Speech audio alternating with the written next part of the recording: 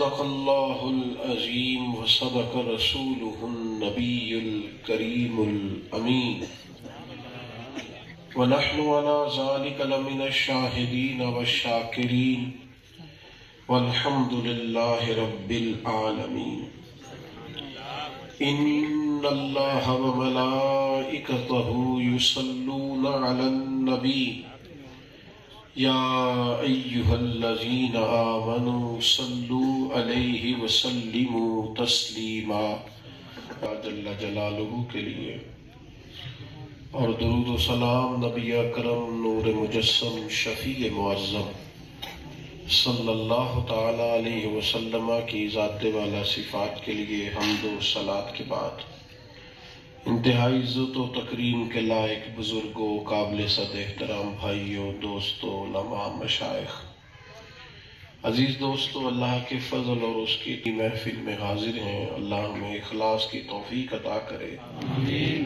یہاں ہمارا مل کے بیٹھنا ہمارا مالک اپنی بارگاہ میں قبول کرے۔ آمین۔ ہمارے گناہوں کو معاف فرمائے۔ آمین۔ ہمیں اعمال حسنہ کی توفیق عطا کرے۔ آمین۔ اللہ تعالیٰ نے قرآن حکیم میں نبی پاک علیہ السلام کی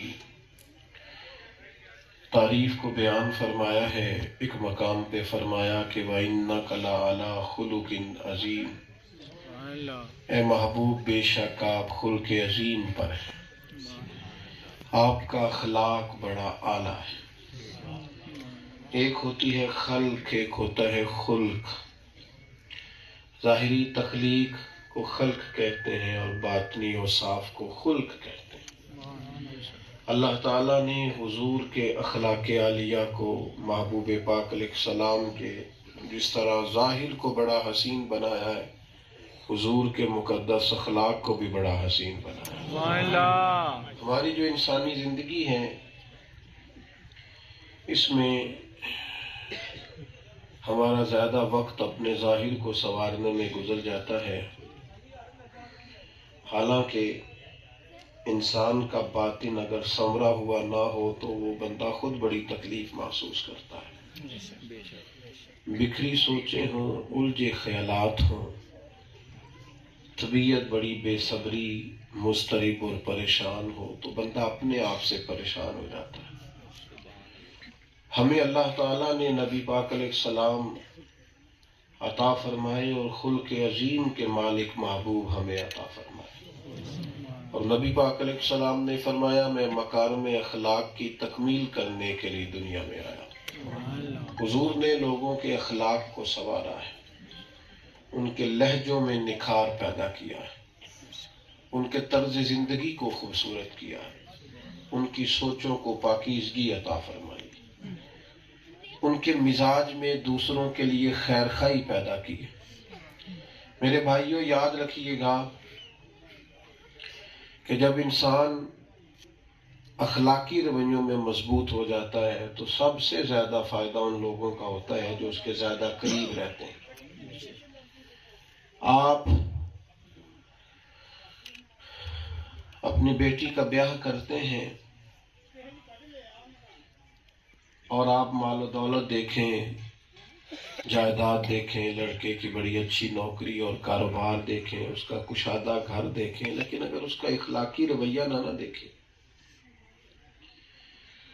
اور کسی بد اخلاق آدمی کے معاذ اللہ حوالے آپ اپنی بیٹی کو کر دیں، اس کا نکاح کر دیں، تو وہ بیچاری ساری زندگی تکلیف میں گزارے۔ آپ سمجھ رہے ہیں کہ انسان تھوڑا مال کماتا ہو، گھر بھی اس کا بہت وسیع نہ ہو، لیکن اخلاقی طور پر بلند آدمی ہو تو اس کے ساتھ وقت گزارنا آسان ہوتا ہے، زندگی سکون میں گزرتی ہے۔ آپ نے اپنے بیٹے کی شادی کی،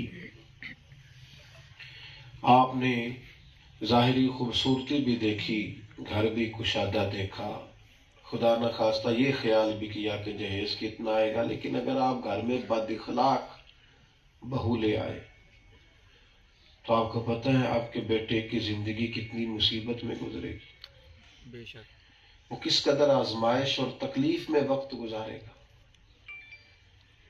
اتنا انسان کسی بات سے رنجیدہ دکھی نہیں ہوتا جتنا اس کی بد اخلاقی سے اور بد زبانی سے رنجیدہ دکھی ہوتا ہے۔ اخلاقی رویوں پر ہماری توجہ نہیں رہتی، خلق کو ہم سنوارتے نہیں، جو نیا ڈیزائن کپڑوں کا مارکیٹ میں آتا ہے وہ تو اوڑھ لیتے ہیں، لیکن باطن جو ہے وہ بے رنگا سا رہ جاتا ہے، بے ڈھبا سا رہ جاتا ہے۔ ہم وقت کے ساتھ اپنے رویوں میں تبدیلی نہیں لاتے۔ نبی پاک صلی اللہ تعالی علیہ وسلم نے فرمایا اگر اللہ تعالیٰ اخلاق کو کوئی صورت عطا کرتا تو دنیا میں سب سے حسین صورت حسن اخلاق کی۔ اگر اسے مجسم کیا جاتا، اس کی شکل بنائی جاتی تو سب سے خوبصورت صورت اخلاق کی ہوتی، اور اگر بدخلقی کو کوئی صورت دی جاتی تو سب سے بدصورت شکل بد اخلاقی کی ہوتی۔ آپ اپنے مزاج کے لحاظ سے اخلاق والے، اور اخلاق کا معنی ہمارے یہاں بعض لوگ یہ بھی سمجھتے ہیں کہ میٹھا بولنا اخلاق ہے۔ صرف میٹھا بولنا اخلاق نہیں، میٹھا تو لوگ مطلب کے لیے بھی بولتے ہیں، سچ بولنا اخلاق، آپ کا صبر والا ہونا اخلاق، اللہ نے جو چیز جو دیا ہے اس پہ راضی رہنا اخلاق، لالچ، ہیرس، ہوس، طمع چھوڑ دینا اخلاق، آپ کے مزاج میں خودداری ہو، وزاداری ہو، آپ اپنی طبیعت کے اور لہجے کے لحاظ سے کسی قسم کی کمزوری کا شکار نہ ہو، کبھی کسی دنیا دار کے سامنے ہاتھ نہ پھیلائیں، آپ نے اپنی غریبی ہو یا امیری ہو اسے چھپا کے رکھا ہوا ہو، تو یہ اخلاق ہے۔ ہم نے بڑا محدود مفہوم اس کا سمجھا ہے، خلق کو مضبوط کرے۔ دو چار چیزیں اچھی طرح سمجھ لیں۔ سب سے پہلا اخلاق یہ ہے کہ انسان کی سوچیں صاف ستھری ہوں، برا نہ سوچیں، بہت جلدی کسی کے بارے میں غلط رائے نہ قائم کریں۔ ایک آدمی آپ کے پاس سے گزر گیا ہے اور اس نے آپ نے سلام لی اور سادہ سا وعلیکم السلام کہا ہے اور مسکرایا بھی نہیں ہے اور حال چال بھی نہیں پوچھا، تو بڑی جلدی اسے متکبر نہ کہیں، وہ پریشان بھی ہو سکتا ہے، وہ بیمار بھی ہو سکتا ہے، اس کے گھر میں کوئی تکلیف بھی ہو سکتی ہے۔ آپ کے قریب سے کوئی گاڑی بڑی سپیڈ سے گزر گئی ہے تو آپ یہ نہ کہیں کتنا بدتمیز ہے، اسے کس بات کی جلدی ہے، اللہ تعالیٰ معاف کرے، اس کے گھر میں کوئی ایمرجنسی بھی ہو سکتی ہے، اسے کچھ سخت فون آیا ہوگا گھر سے۔ بدگمانی، برا سوچنا، بری رائے دینا، یہ بہت بڑی بدخلقی۔ بڑی جلدی کسی بندے کو دھوکے باز کہہ دینا، جھوٹا کہہ دینا، غلط کہہ دینا، یہ درست نہیں ہوتا۔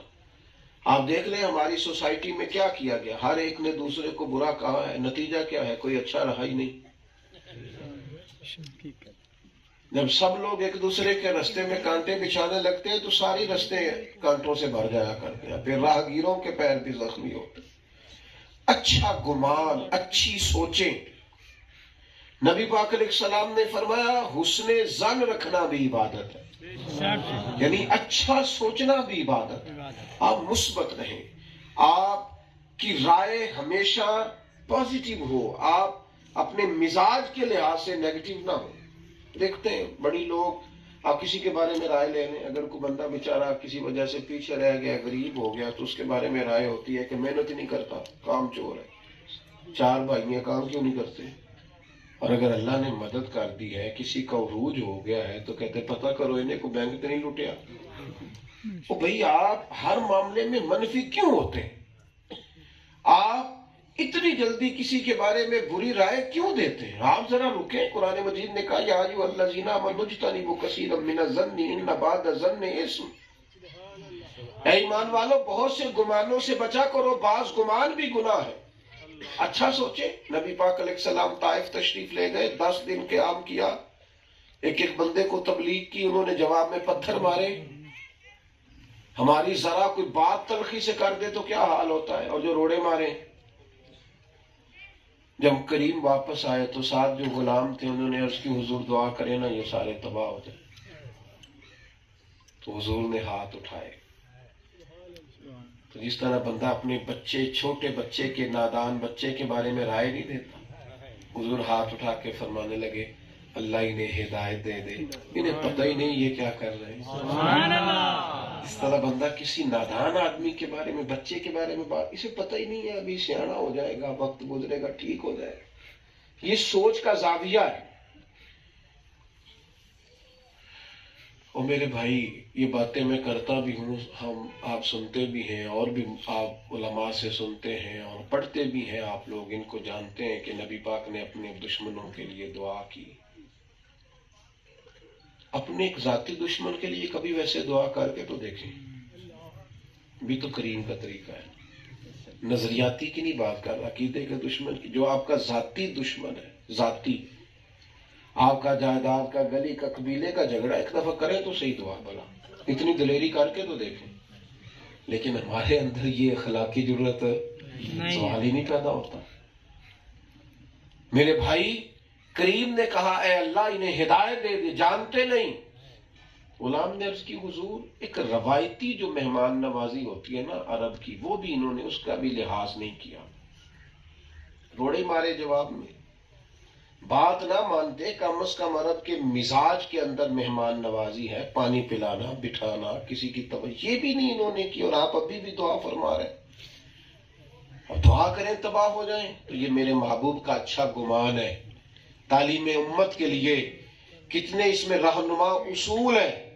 حضور فرمانے لگے نہیں مانتے تو پھر بھی تباہی کی دعا نہیں کریں گے، اس لیے کہ یہ نہیں مانتے تو امید ہے ان کی آنے والی نسلیں مان جائیں گی۔ سبحان اللہ۔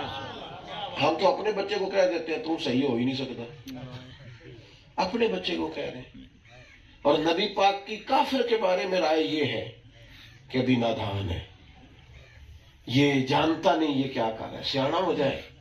اتنی جلدی بدگمان نہ ہو، اتنی جلدی رائے نہ دیں۔ حضرت بشر حافی رحمۃ اللہ علیہ جمعے والے دن نا فرض پڑھ کے چلے جاتے تھے۔ ایک تاجر نے بات مشہور کرنی شروع کر دی، پیر بنا بیٹھا ہے اور باقی سنتیں اور نفل پڑھتا ہی نہیں۔ بڑا آسان ہوتا ہے نا، دنیا میں ایک ہی کام آسان ہے، وہ تنقید کرنا ہے، اور ایک کام مشکل ہے، وہ تعمیر کرنا۔ ہم تعمیر نہیں کرتے، تنقید کرتے ہیں۔ اپنا کام ٹھیک کر کے نہیں کرتے، باقی ساری دنیا کو ٹھیک کرنا چاہتے ہیں۔ اپنی ڈیوٹی ٹھیک کر کے نہیں کرتے، باقی سب سے کہتے ہیں ٹھیک ہو جاؤ۔ بھئی تو اپنا کام ٹھیک کر۔ ایک دوست میرے پاس آئے اور بحث کرنا چاہتے تھے پاکستان کے حالات پر، تو وہ جوتوں کا کارخانہ چلاتے تھے۔ میں نے کہا یار آپ پورے ملک کو چھوڑیں، آپ جوتے سے ہی بنایا کریں، تاکہ کسی غریب آدمی جو آپ سے خریدے تو پھر جلدی ٹوٹے نہ، اتنا تو لوگوں کا فائدہ ہونا۔ اپنا کام تو ہم ٹھیک کر کے کریں۔ ہم ساری دنیا کو ٹھیک کرنا تو چاہتے ہیں، پر اس کو بھی تو ٹھیک کریں جو ہماری ذمہ داری ہے۔ اپنی ڈیوٹی پر بھی تو توجہ دیں۔ آمدام برسر مطلب